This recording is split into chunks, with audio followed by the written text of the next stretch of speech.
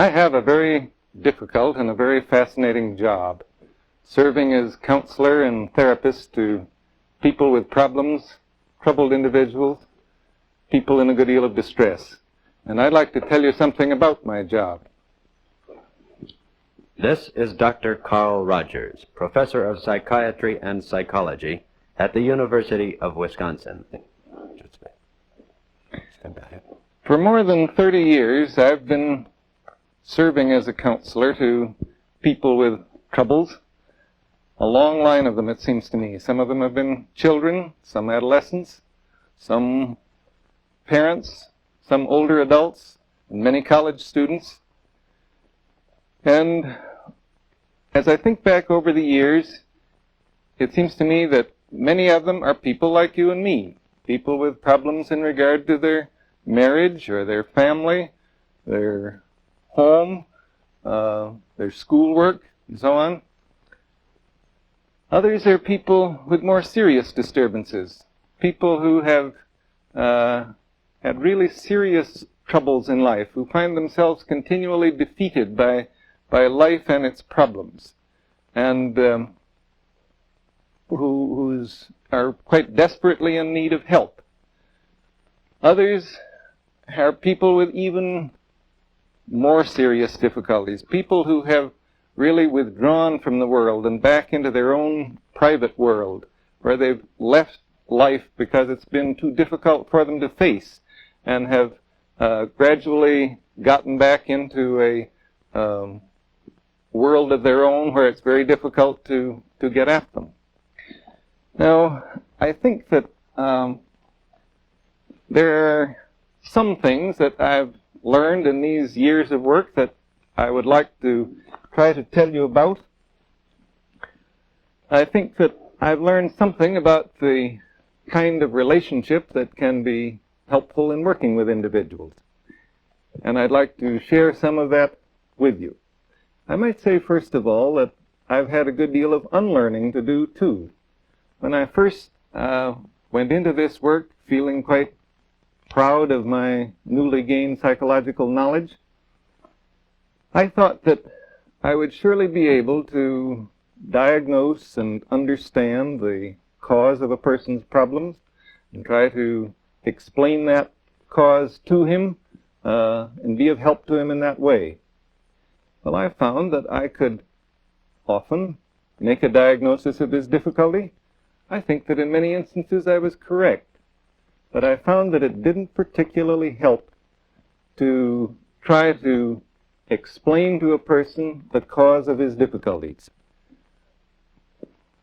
Then I also felt pleased with the fact that I would be able to make suggestions to them, that I would be able to, having understood the cause of their problem, to help an individual by giving him sound suggestions as to what he should do and the ways he should behave and the course of action he should follow. Well, I did that. And it seemed to me that at times it was quite satisfying to me to make those good suggestions. But again, I found that it did not help. People simply are not helped by advice. If they were, they would never have to come to a counselor.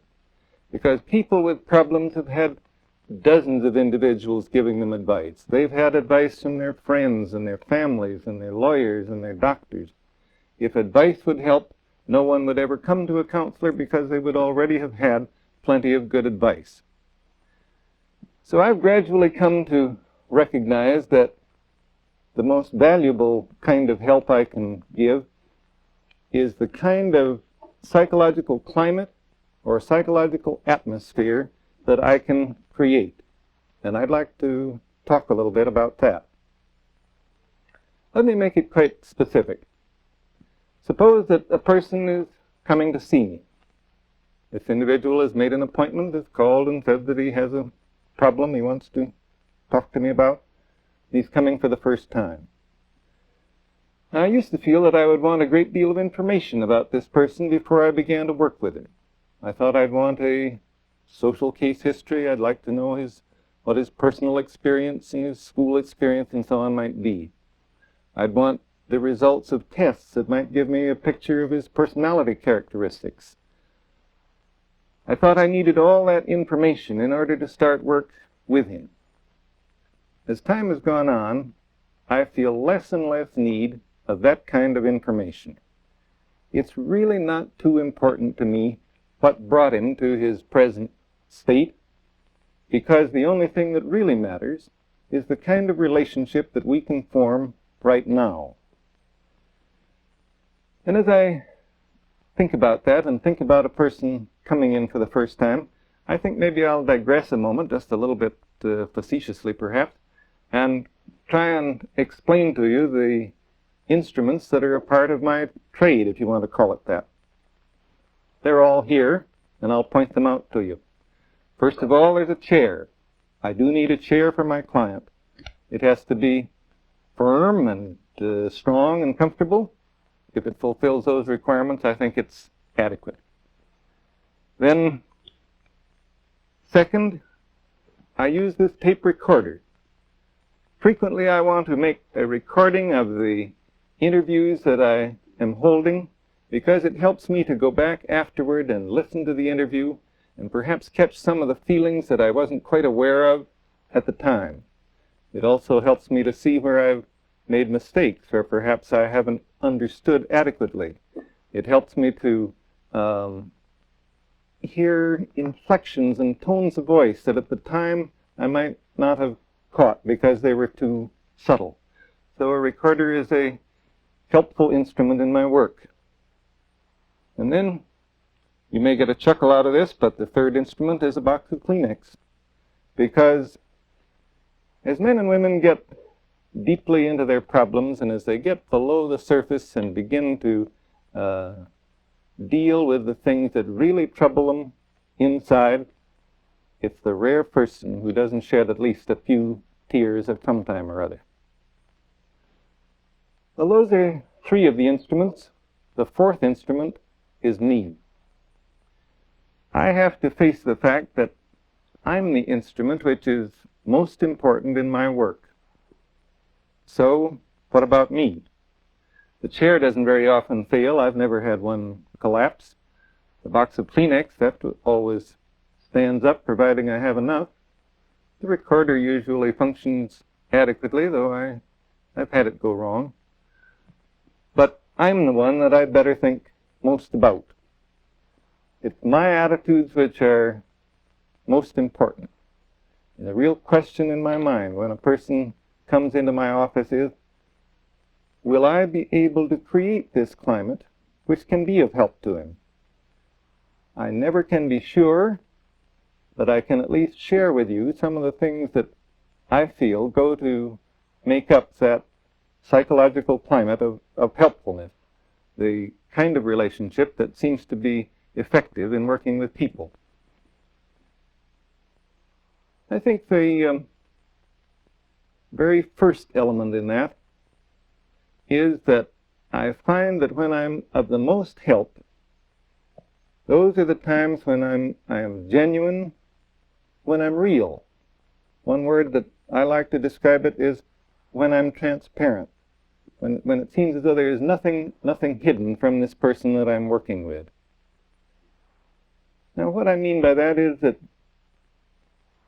whatever I'm experiencing is really known to me. It's open to me. I know what I'm feeling.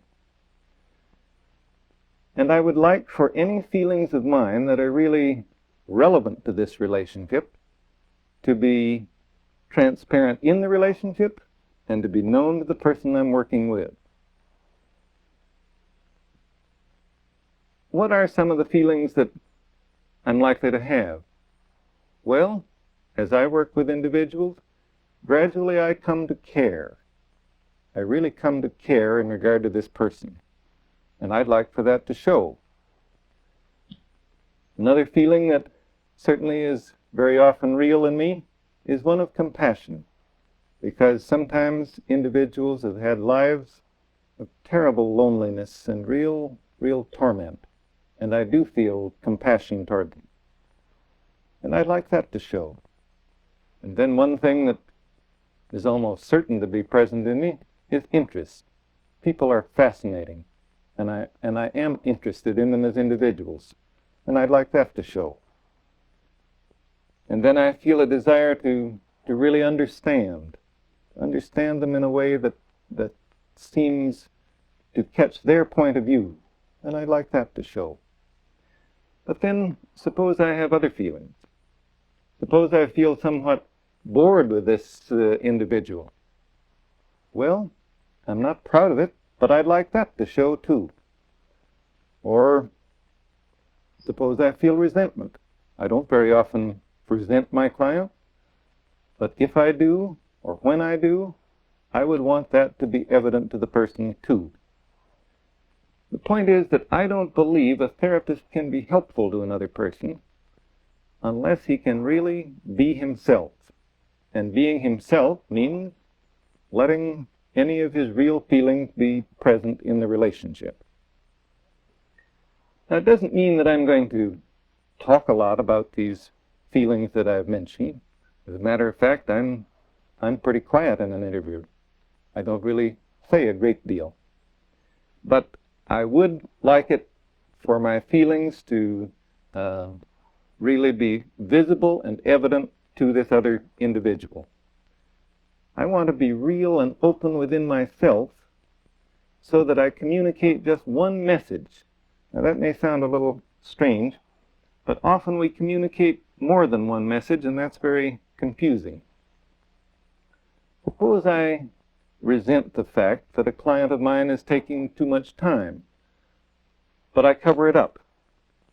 Well, then he hears one message, but he's actually receiving another message too, because he may sense my resentment. I think we sense lots of things that we don't really understand easily.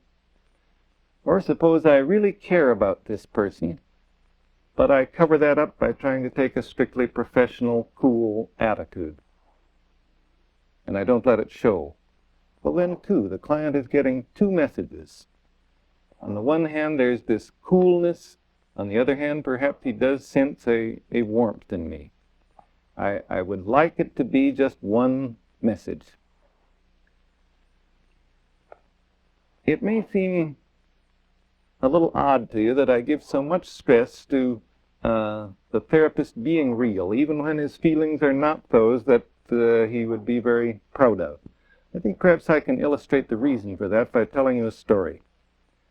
There was a counselor in our staff who one day received a message that one of his children had been hurt.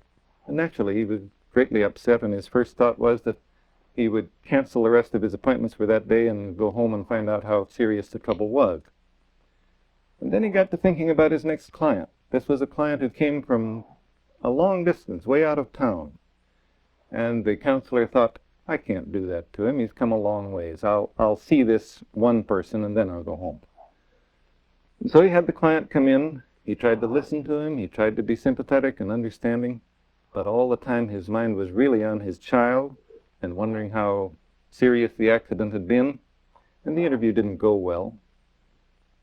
And finally, he realized this can't go on. So he said to the client, I'm very sorry. I keep trying to listen to you, but I really am not adequately paying attention to you today. And the reason is that my little boy has been hurt, and I don't know how bad it is, and I keep thinking about that all the time.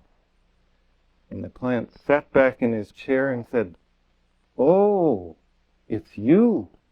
I thought it was me. I don't know whether you get the real point of that story, but you see, when the counselor was not real and he was trying to put up a front of understanding and sympathy that he wasn't really feeling, the client sensed that something was wrong, but then directed all that feeling against himself and thought he must be the one who was doing something wrong. So it was a great relief to him to when the therapist became real instead of trying to put up a false front. So, as I say, the first element in this relationship is that I want to be real, I want to be genuine, I want to be transparent. Now, a second thing that I find of a great deal of help in working with my client is if I prize the individual, if I feel a real liking and acceptance and warmth toward this person. Here's a wife, let's say, who's full of bitterness toward her husband, making all kinds of complaints, some of them pretty extreme complaints. Can I really be acceptant of this individual? Can I really accept her as she is, with all her bitterness and hate? Or here's a man who's obviously bright, and yet who sits there telling me that how completely inadequate he is, that he really can't do a thing, that he is utterly impotent to meet life on any reasonable terms. Can I accept a person like that? Can I accept him as he is? Or here's a man who's stepping out with a woman not his wife, going against the morals of the community. Can I accept that person as he is? It's that kind of question which continually comes to mind. Do I accept a person in the way in which he really presents himself, or do I form a judgment about him? I think that acceptance means a willingness for a person to be separate. Now, it's very, very hard for most of us to let another individual be separate. We want him to be someone like me. We want to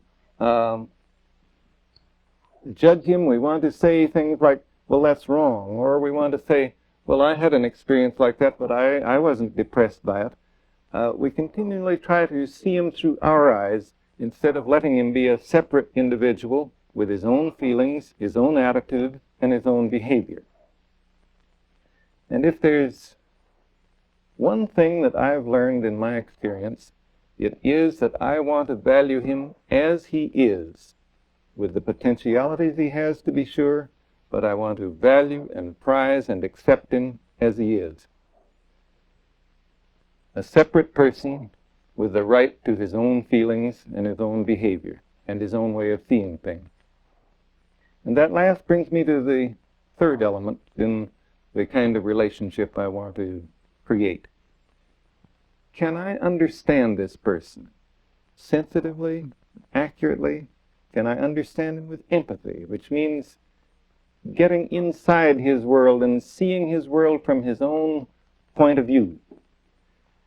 Can I really sense the flavor of his feelings and the attitudes that he's talking about?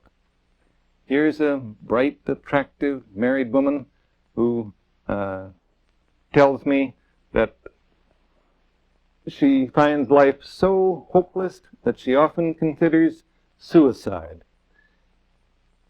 Can I really understand how, with all her good qualities, nevertheless life can seem that way to her?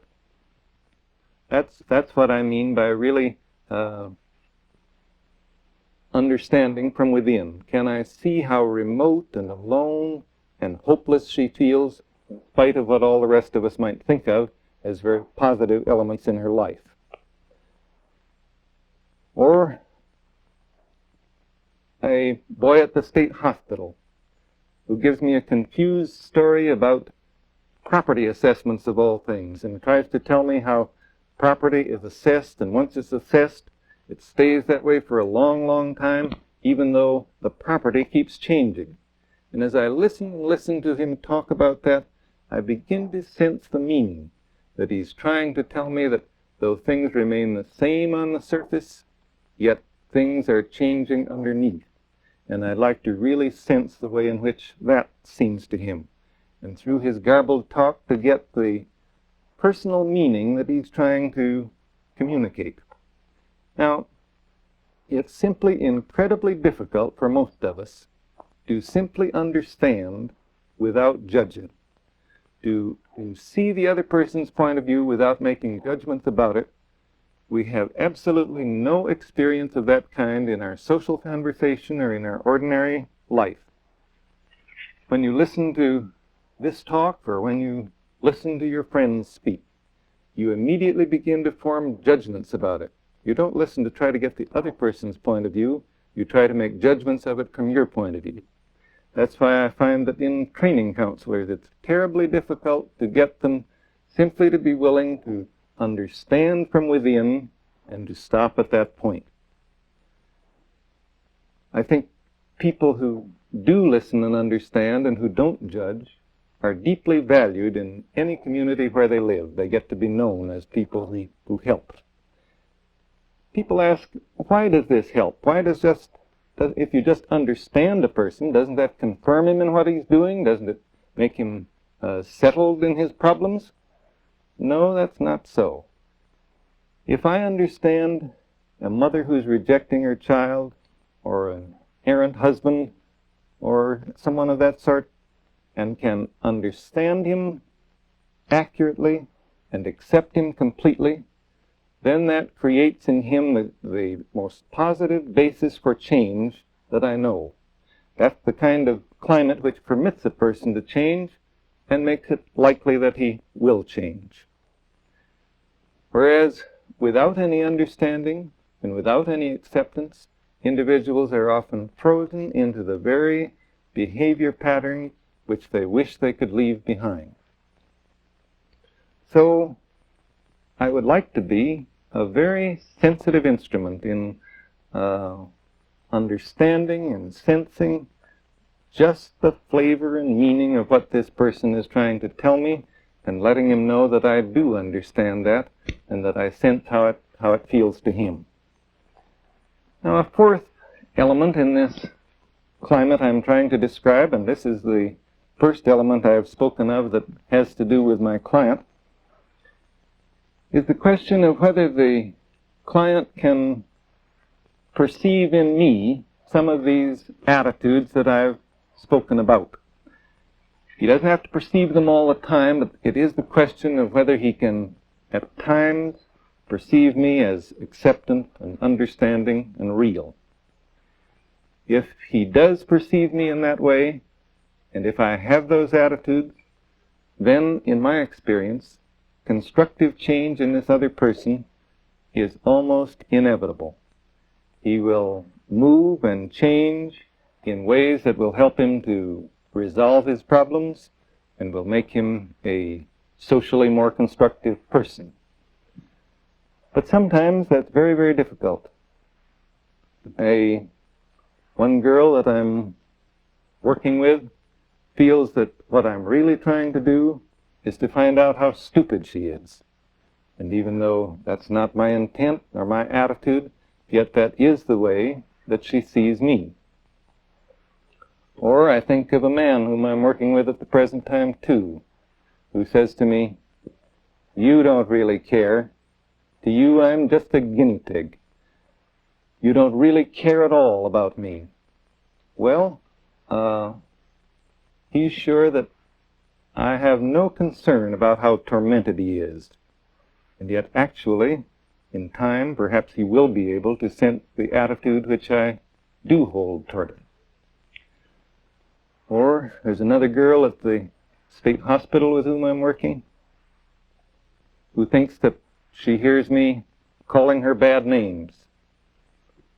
Now, in other words, she doesn't perceive that I care, doesn't perceive that I have any regard for her.